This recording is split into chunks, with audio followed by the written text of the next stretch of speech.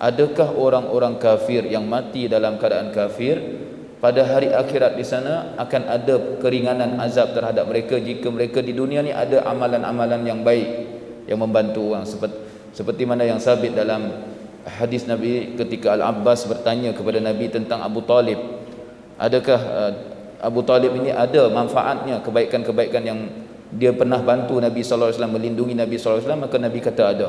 Tetapi di sana ada ayat Al-Quran yang Allah nyatakan dengan jelas, setelah Allah bagi tahu tentang orang-orang yang mati dalam keadaan kafir ini masuk neraka secara kekal, Allah sebut wala yukhaffifu anhumul azab wala hum yunzarun. Bagaimana pandangan Datuk berkaitan dengan isu ini? Silakan. Bismillahirrahmanirrahim. Sikit lagi boleh jawab soalan lagi, tuan-tuan boleh tunggu. Kan nasi sejuk. Yang pertama ialah kita kena tahu bahawasanya orang kafir ni dia kufur. Mereka yang diazab oleh Allah di akhirat kelak ialah mereka yang telah datang kepada mereka rasul.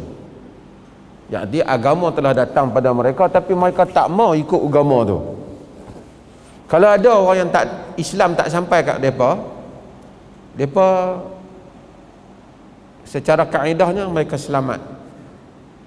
Kerana Allah menyatakan wa ma kunna mu'adzibina hatta nab'atha rasula.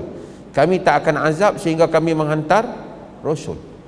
Kalau ada mana orang kafir yang tak beriman ni, yang tak ada siapa bagi tahu agama kat dia, duduk di negara China sana ke apa, tak pernah duduk tengok berita China ya ke, hatta kalau duduk di Europe pun tak pernah duduk tengok, maka mereka itu semuanya termasuk di dalam apa yang Allah kata hal ni. Al-Imam Al-Ghazali rahimahullah dia sebut tentang hal ni. Dia sebut tentang orang-orang kafir yang tidak mendapat perkhabaran Nabi, mereka itu akan selamat. Dan Al-Imam Ibn Qayyim Al-Jauziyah juga menyebut hal yang sama tentang orang yang selamat yang tak mendapat berita. Sebab tu kita takut sebahagian orang yang tak dapat berita tentang Islam yang benar tu, dia akan dakwa pada Allah Ta'ala, kita yang tak sampaikan. Jaga. Okey. Adakah semua orang kafir ini sama masuk neraka? Azab dia tentu tak sama. Betul tak? Allah Maha Adil. Allah ni sedetail-detailnya keadilannya. Sedetail-detailnya. Duri yang kecil kena kita apa nak ada pahala? Atau ini kan pula orang kafir, takkanlah Firaun nak sama dengan orang kafir biasa hak mana tak beriman tu, tak sama. Dalam surah Al-An'am Allah menyebut walikulli darajatin mimma amilu wa ma rabbuka bidhallam wa ma rabbuka bighafilin amma ya'malun. Wa ma rabbuka bighafilin amma ya'malun.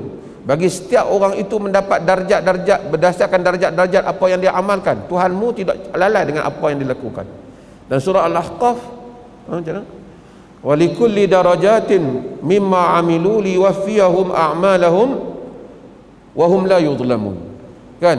Bagi setiap orang ada peringkat-peringkat darjat-darjatnya berdasarkan apa yang mereka amalkan, dan mereka dibalas untuk dibalas semua amalan mereka, dan mereka tidak sedikit pun tidak dizalimi. Abu Talib dia tak beriman dengan Nabi SAW, walaupun patut dia kena beriman. Jelas dosa paling besar sekali dosa apa? Syirik. Dia tak beriman.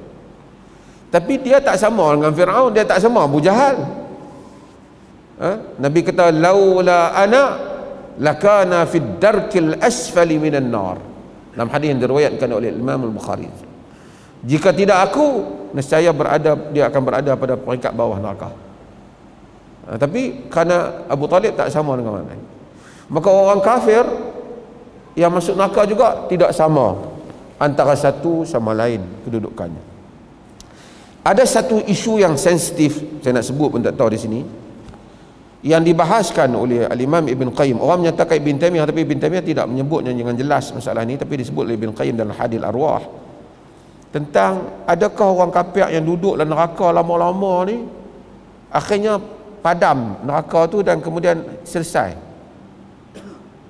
Dia ada sebut pandangan, bukanlah dia tahqiq apa, dia sebut pandangan orang yang menyebut, kata dia, saya bukan kata sokong apa ni, saya sebut apa yang dia sebut. Kalau Allah azabkan orang kafir ni sampai tak kesudahan, sampai tak habis, kata dia tidak lagi apa-apa manfaat untuk mereka, pengajaran pun tak ada, apa pun tak ada, dan seolah-olah tak sama dengan sifat Allah itu yang rahmatnya mendahului murka dia. Apa faedah dia mengazab hamba dia sampai tak habis-habis berbilion tahun. Jadi timbul satu isu yang menjadi sensitif. Perbahasan dia panggil tentang fana'un nar, iaitu tentang masalah neraka itu, kemungkinan pada andaian mereka sampailah pada suatu tempoh yang terlalu lama, mungkin Allah langsaikanlah mereka itu semua. Taklah masuk syurga, tapi langsaikan. Itu andaian sebahagian qaul yang tidaklah majoriti, tapi disebut di kalangan ulama-ulama dahulu. Ibn Qayyim ada menyebutnya. Tapi bukan saya nak highlight qaul tu juga menyatakan akhirnya orang kafir, kalau ikut qaul tu, akhirnya orang kafir juga akan setelah entah berapa ratus juta, bilion juta, triliun, akan keluarlah dia akhirnya. Wallahu ta'ala alam.